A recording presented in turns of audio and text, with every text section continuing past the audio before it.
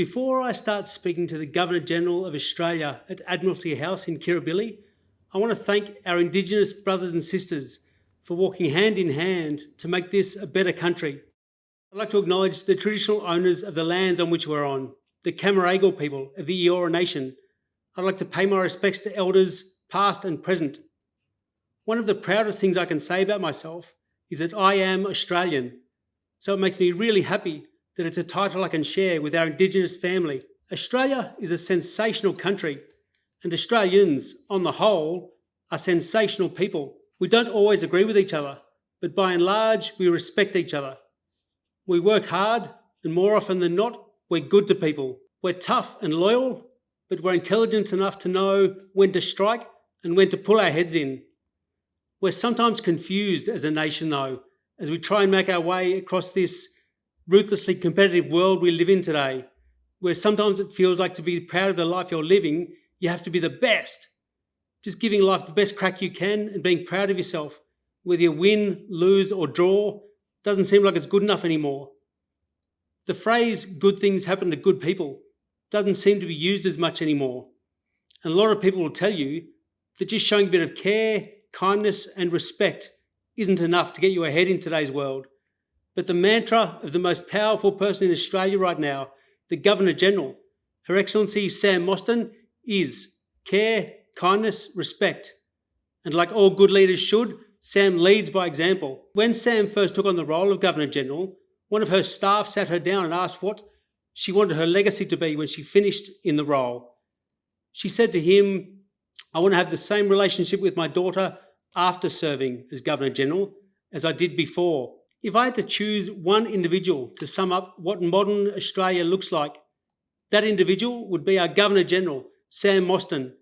And it gives me the greatest privilege and honour of my life to say that the Governor-General of Australia, Her Excellency Sam Mostyn, joins me now on Everyday Greatness. Sam, thank you and welcome, and thank you for inviting us into your home. Well, Barnaby, there's no one I'd rather have here at Kirribilli on Camaragal land, as you've already acknowledged, than you, given everything you've done over the last 10 years of your podcast on Everyday Greatness. And the joy and privilege is really all mine, because you're one of the people, I think, who exercises care and kindness and generosity and respect wherever you go. And I'm so happy to be sitting here with you today to tell more of that kind of story. But I do have something to say first, don't I? Fire away. I'm going to say something that is really important to you, I know, Barnaby. So this is going out to Sophia and Ella Bowers in the village of Ettington, all the way over there in England. Barnaby was one of your dad's best mates in high school, and even though they don't live in the same country anymore, they're a long way apart. Australian mateship, as you know from Barnaby, knows no borders. So I hope you guys are really getting into the Christmas spirit and you're setting up your Christmas tree. It's nice and cold over there. It's pretty hot here today, so I'm happy to be thinking of you putting up all that tinsel and Christmas trimmings in a beautiful cold part of the world.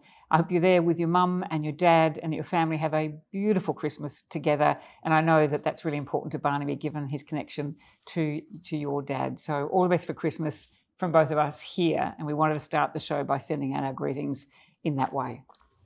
Merry Christmas, Bowers, and thank you. That was beautiful. It's a pleasure. Now, let me ask you about being the Governor-General of Australia. Yeah. Is this a job you ever held ambition to hold one day? And how did it come about? I'm tipping it didn't just pop up in Seek one day while you were job searching. A lot of people ask me that question, Barnaby, and some people do think it's one you can apply for or you can sort of think about as you go through your career. Actually, it's a job that came as the biggest shock and surprise of my adult life, because it's the one job that the Australian Prime Minister chooses, and he or she never has to consult with anyone about that. They can make a decision themselves. And in this case, the Prime Minister called me and asked me if I'd be prepared to serve. And I had to talk to my husband and daughter about that, because it's a family thing that I need to be working with, not just myself. So it's a family effort. And we agreed that we'd been asked to serve and it would be the greatest honour to do it. So I said yes, but I never, ever had any kind of ambition for this role. I'm not sure that anyone serving ever would, because I think Prime Ministers look for people who are just out there in the community trying to be the best Australians we can and have a vision and a real sense of optimism for the future of the country. Now, we just got a taste of it there, but your humility is one of your biggest assets. But do you ever walk around this place at Admiralty House a $150 mansion where you have royals staying quite often and think, I am pretty bloody good? No, I never think that. Barney, I think you know me well enough to know that's probably not the way I think about life generally. A couple of things. This is a magnificent property that we're in here at Kirribilli. There's a second one where I also stay when I'm working in Canberra called Government House at Yarralumla, and it also is a very beautiful home. I don't think of these as our home as a family. I think of them as Australia's homes, and I get to stay in a small part of them when I'm here working. And so I never walk around thinking it's my home or my house. I think about the role I've got to play in ensuring I hold it in trust for all Australians and for the future.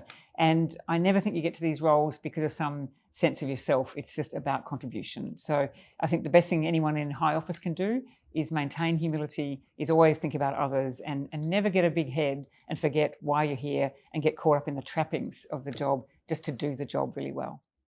So that leads me perfectly to my next question. You have got a lot of success in your life in general, but there seems to be two reasons why. One, you've worked and studied really hard to give yourself opportunities. But secondly, you've just got along with people from all different walks of life and they've presented you with opportunities like the Prime Minister offering you the job of Governor General. Which of those two strands do you think has been more important in the success you've had in life? I've got a pretty simple view of all these things, and I think it accords with your view of life.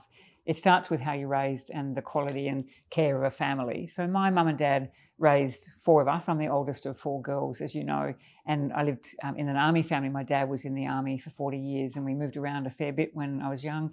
And we were in Adelaide with my mum while my dad served in Vietnam for a year. So we learnt as a military family what it was like to have a parent who was serving the country. And in a way, my mum was serving the country by keeping our family together and making sure that we were a happy family and that we followed my dad's career. The values we were brought up with were pretty simple. It was service and a belief that you should always give back more than you take. Absolute humility, never ever getting a big head, never ever treating anyone with anything other than respect. And my dad particularly always felt that you meet every single person on their terms. So you don't enter into any discussion or relationship with an assumption about being more important than someone else, that you respect everybody's story. And, you know, I think being raised in a family where they were the essential elements, respect, showing up, you know, there were quite a few military things, like always turning up early, always having shiny shoes, a classic sort of military term, but not letting people down, volunteering as kids, being part of a community, humility, and always meeting people on their terms and getting to know people respectfully. So to be brought up in a household like that, that's pretty much what I've done all my life. And then I've had the exceptional good fortune of when I've been offered jobs and worked with some of the great mentors of my adult life. They've had very similar values, and I've learnt and listened to people I admire, and you kind of accumulate over a lifetime the leadership traits, the values you see in others, and think, I'd like to be a bit like that, or that makes sense to me, I'd like to be more like that. So I'm constantly learning, and I'm the product of family values and a lifetime of having extraordinary people around me that I learn from, and Barnaby, you're one of them. So we've known each other a very long time, and your spirit about the way you opened this discussion with your enthusiasm, your genuine engagement with what matters in this country, and to then see what you've dealt with over the course of your life, I've learned so much from you, and that's part of the layers and layers of things I think about whenever I'm doing my work. It's a bit of a pastiche or a jigsaw puzzle put together where I've had the extraordinary luxury and gift of being around great people for most of my life. You're going to make me cry. Right, that's enough deep and meaningful official stuff. Let's talk footy. Yeah, let's Or AFLW. Yes. So you were one of the key drivers in getting the AFL women's competition started.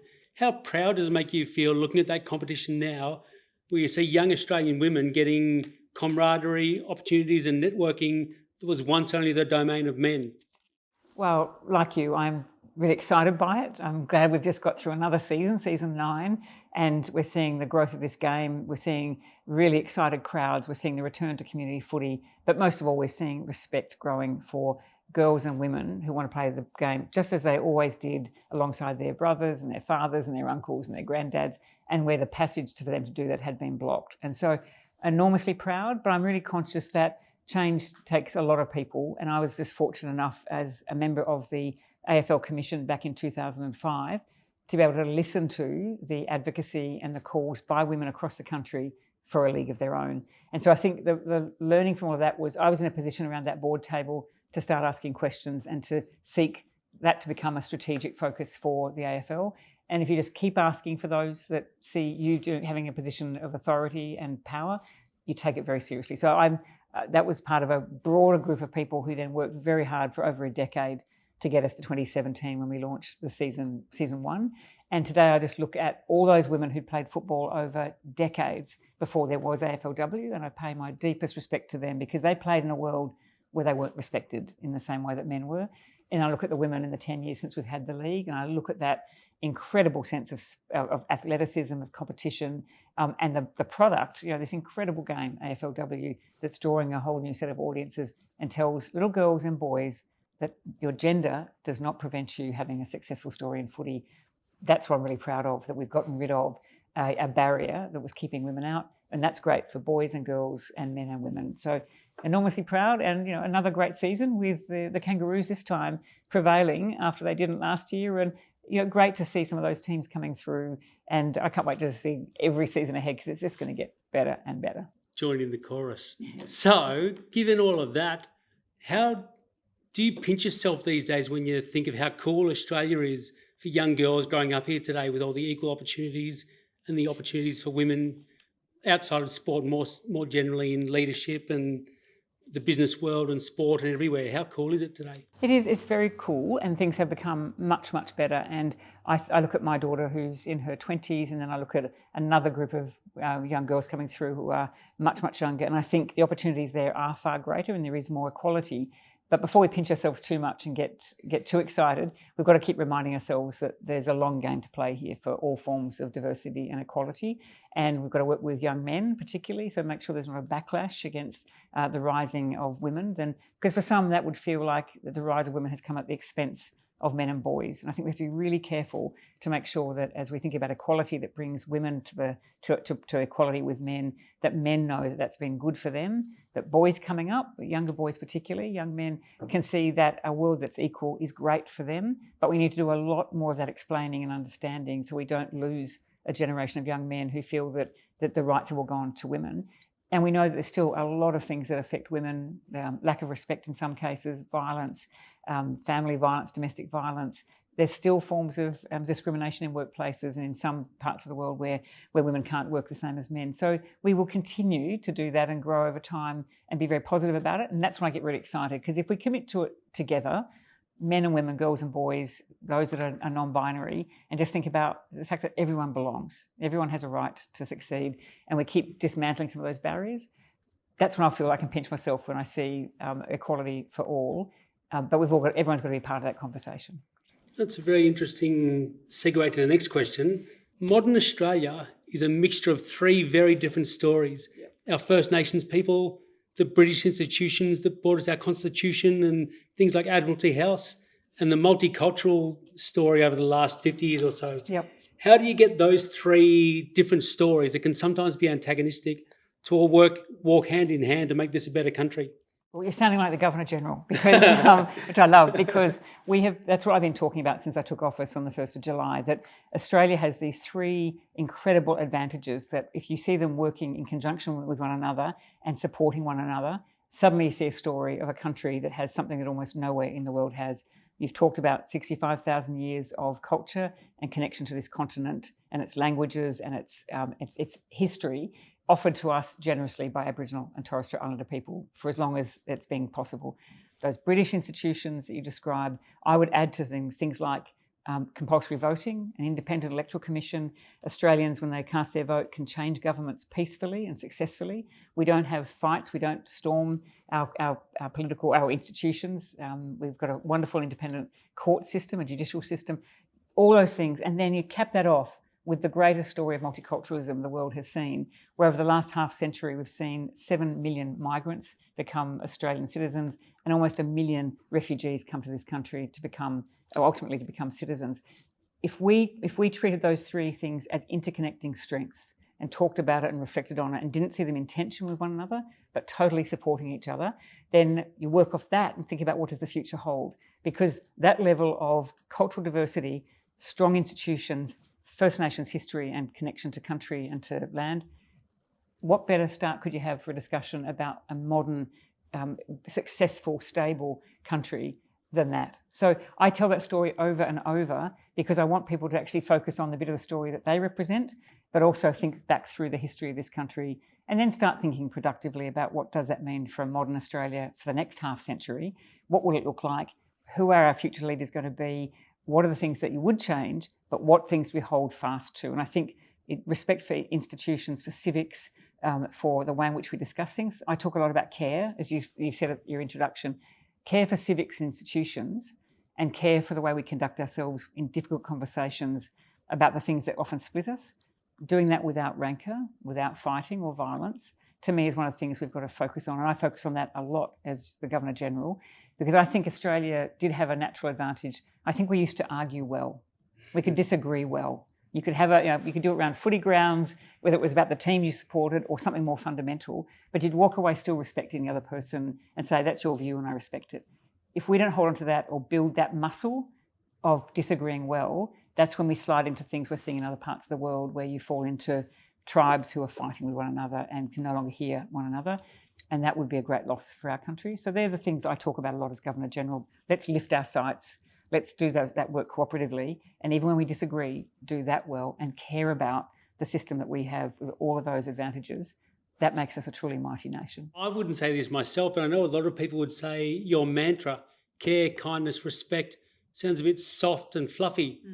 What are the tangible outcomes people can expect if they take that on in their own lives? Well, thank you for acknowledging that, because I do think sometimes people hear those words, care and kindness, respect, and think it's soft. And as you say, you and I met through the footy world, and the way I think about it is care and kindness and respect. If to do it well, consistently, is actually very hard. It's so hard that we often don't invest in it, and we forget to care for one another. And there's a huge price we pay by not investing in the structures and the systems that are all about care. So our care system, whether it's our healthcare, our childcare, our elder care, disability care, these are hard systems to maintain well, but they are all centred with care and kindness. So care can be accountable and measurable. It's got to show up and show what the work is that it's doing in a society. And I think that you judge it by the strength of community, by the way in which community can deal with adversity. We see lots of adversity in this country at the moment with cost of living, with natural disasters, those that communities still coming out of recovery from floods and fires. And care is what gets those communities through those moments and gets the country back able to think about the future. So I think that care is the backbone of a strong nation. And I see it wherever I go now as Governor-General, that when you get into community, that is what binds communities. I think care could be at the centre of a footy club's values and mantras. I think care is at the centre of our Australian Defence Force culture and values today. And as the Commander-in-Chief of the Defence Force, as part of my role, I now see the defence leadership from the Chief of Defence down, focusing on whether care shouldn't be at the centre of how we build a strong defence force, because you care for your people. And we know that for veterans families, there have been questions about that in recent years. We've had a Royal Commission into those kind of issues. So when care is absent, things go awry. When care is present and measurable and accountable, and it's demonstrated by leaders, great things can happen. And you know that because you demonstrate it in everything that you do, Barnaby. And in the things we've done together, I think care and kindness and respect for everyone has always been a core set of values. So I will continue to talk about this throughout my 5 years as Governor-General. Wherever I go, I find people are yearning for people, particularly in high public office, to care, to show up and show what does caring really mean. What does listening and learning look like if you really care about a community and want to learn? And so that's my commitment in this job, is just to keep doing that and then amplify the great stories of care back to the nation so that we can all learn from that and be involved in building the backbone of a country that's got care at its centre. You gotta stop pumping my tyres. My head's getting too big. Now, I can't sit with one of the great modern leaders of the world and not ask you some questions about leadership. Outside of Australia, which leaders do you look up to these days? Well, you're very kind to put me into a world leadership league table. I'm just trying to be the best I can here, Barnaby, and I'm always looking for leadership. I've stopped looking really outside Australia, and I look for leadership within our communities. And the best leadership I still find isn't in a positional sense. It's in communities with people doing remarkable things solving problems at a local level, dealing with issues, particularly in communities that are recovering from whether it's disadvantage or from natural disasters, whatever they're trying to do to build their communities. I see it in our research community, our medical research communities across the country. I see it in our defence force. I see it in our sporting world. I could name hundreds of people who I watch around the country and think are our modern leaders today. And I think we learn more from looking at where things really happen and where there's community, where communities are lifting and dealing with matters, than really at the top of a system. So I'm learning forever. So rather than naming one person, I look for humble, real leadership where people stand for something, they have values at their core, they care for others, they're accountable, they're authentic, they wear their mistakes and understand where they need help from others. They never have to be the smartest person in the room, but they surround themselves with brilliance. They celebrate others. They kind of do what you do, Barnaby. And I think, and I'm not just going to pump your tires again for no reason, but your leadership and what you've done through this podcast, when you look at everyday greatness and you find people who in their own ways are achieving extraordinary things, that's the leadership I'm paying attention to, because I think we can emulate that, any of us that have a public role. And the more we do that, the more we build trust back into people's sense of those of us in these roles. You know, like most parts of the world, Australia now has a population that trusts less and less people in the institutional frameworks of our country, whether it's CEOs, politicians, maybe governors general. And so what do we need to do to restore that trust? Actually live to a set of values that our communities apply to themselves. And so it's a long way of saying I'm not going to give you a name of someone, because I think it's about the qualities and virtues and the actions of people throughout our community. Well, I can tell you for certain that everyone trusts the Governors General of this country. Now, tell me about Indigenous leadership. You're someone who's always interested in interesting stories. Yep. Adam Goods, Michael O'Loughlin, Kathy Freeman get a lot of limelight, quite rightly, because they're incredible human beings.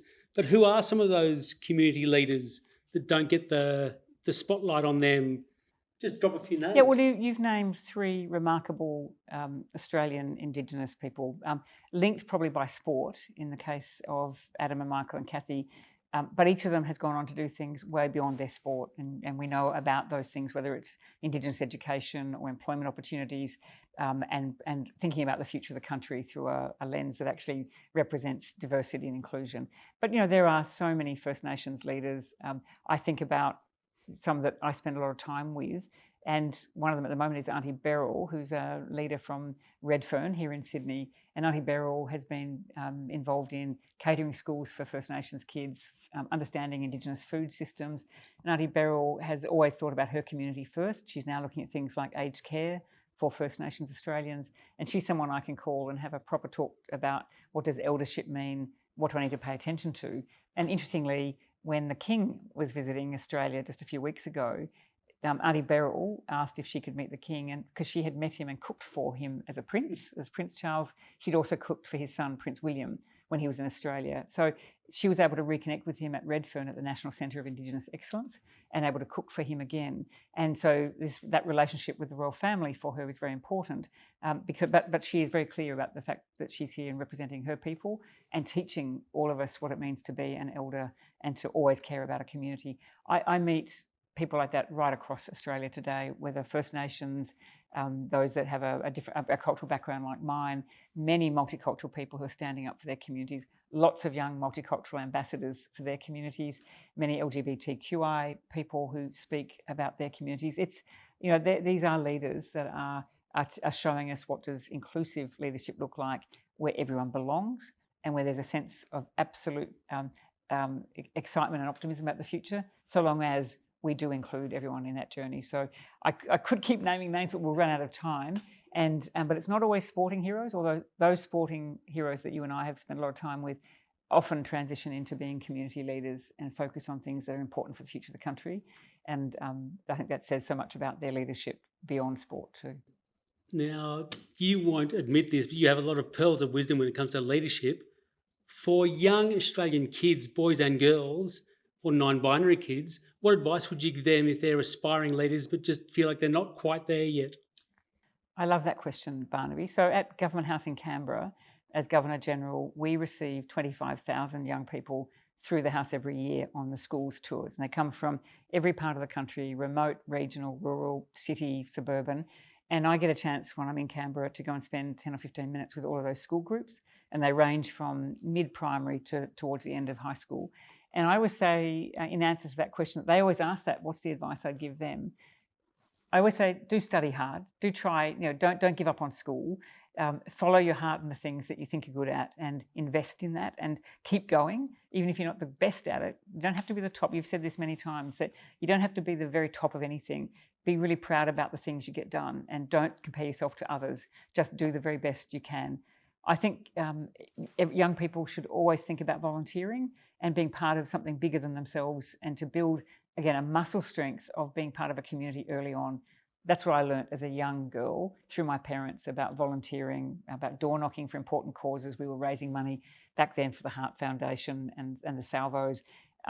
Nowadays, and before I took this job, I would go and volunteer and pack boxes at community organisations for people who had food stress. Show up and do things in a community that matter to you, where you can bring something, but what you always get back is something so far greater, a sense of belonging yourself and being part of something and learning from others. So volunteering. I think in Australia, it's good to have a sport. It's good to have a team sport. I think team sports show us the power of working together, the whole versus the one. It teaches about leadership. So if you get to be a captain or a vice captain, that your responsibility for a whole team. You learn how to lose well. So not just how to win well. And sport, I think, in this country still is an important feature in how you learn more than just the things we learn through academic life. And I think it's important for those that have arrived from other countries, that part of being getting to know what it's like to be part of a general community in Australia. Sport's always been a great place to do that, where it doesn't matter where you're from. It's just, are you showing up to play the game or be a competitor? I think always be curious. Never shut down your imagination. Let your imagination and your curiosity take you to things that probably you don't think you're very good at or interested in. I say to people, always listen to great music, whatever music you like, read poetry, read great books, go into art galleries and just look at art. Let art fill you with a sense of awe and wonder about why does someone create a piece of work like this one that we're sitting in front of, to tell us something about their story, and how does it make you feel? And these are things that if we reach out as young people and have a breadth of understanding of the community you fit into, curious, creative, as well as sticking with the things you've got to do to get through school, and find your friends and know that there's a handful of people that will be with you probably for life, that you can always call on. You've known that forever about your mates who are now all around the world, and know that you can always call on those people and always be available to support others and show kindness to those when they need it. I mean, that's a range of things for young people, but I always say to the school groups, I look at them and I see the future of the country. It's a much more diverse future. It's got so much more in it of young people who have different senses of where the country is going, different skills, different connection to the world through the various platforms that they've always had to be connected. Use that for good and be kind, care about each other, have ambition and optimism at the heart of everything you do, and know that if those friendship groups and people you're with are there to take care of you as well. And as you've always said, you don't have to aim to be the superstars. There are always going to be people who might do that, but just doing your very best and feeling proud of that in everything you do, that's a fantastic starting point for most of us. And that's the everyday greatness I know you talk about, Barnaby, and you emulate that.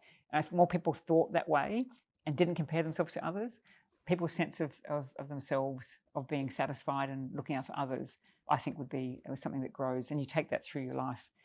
I found they're some of the greatest strengths I've had as I've become an adult. There you go, young people. Leadership 101. Sam Mostyn, sitting having a chat with you as the Governor-General of Australia at your dining room in Admiralty House has been one of the great privileges and honours of my life. I want to thank you so much personally for this opportunity and for having us in your home. But I also want to thank you on behalf of Australians for showing that a bit of care, kindness and respect can get you ahead in life. I just can't thank you enough, Sam, so thank you for joining me. It's been an absolute pleasure, Barnaby. You're always welcome back here because you've been talking about this for a very, very long time and you live it. I also think that everyone expects those of us that have the absolute privilege and honour to serve in these roles on behalf of all Australians must do that with care and must always have a true north and have at the centre of the work we do in these roles, the ability to listen to community, to take those learnings, to share the great stories of Australia across the country with other parts of the country, and to always ensure that humility and a sense of wonder and curiosity in these roles about what makes us great or what makes the country great is a really important feature of sitting in these roles. You are always welcome to come back, Barnaby. I hope you come back many times, and I hope Australians do engage with the view that the Governor-General's role, I think, in the world we're now in, should have care and kindness and respect at its centre. It should be about being modern and visible and optimistic, and I look forward to doing that over the rest of my 5 years in this office. And I hope to see many, many Australians right around the country, just like you, Barnaby, who are engaged with that, who really tell the story of what our future is going to be full of. Thank you, Sam. Just be careful. If you're saying come back anytime, I might duck around next week for a beer. You never know your luck, Barnaby. Well, thank you, Sam. Thank you to the Governor-General's team for pulling this interview together today so professionally and friendly. It's been beautiful. Thank you to my volunteers and crew that have helped me put today on, my film crew, Eliza and Zach, these two are film students at university, but look out for their names in the future because they're going to be a pretty big deal. So just keep an eye out. Thank you to my producer, Julie Watson from Stronger Than My Excuses, for bringing some order into a very, very chaotic world. One of the things that the Governor-General's team offered to us, they said, we have an extra half-hour window. Do you want to use that for something? I said, yeah, I'd love to. I want to switch the cameras off and go and have a cup of tea on the patio with the Governor-General and my family. So thank you for joining us, but we're going to go and have a cup of tea.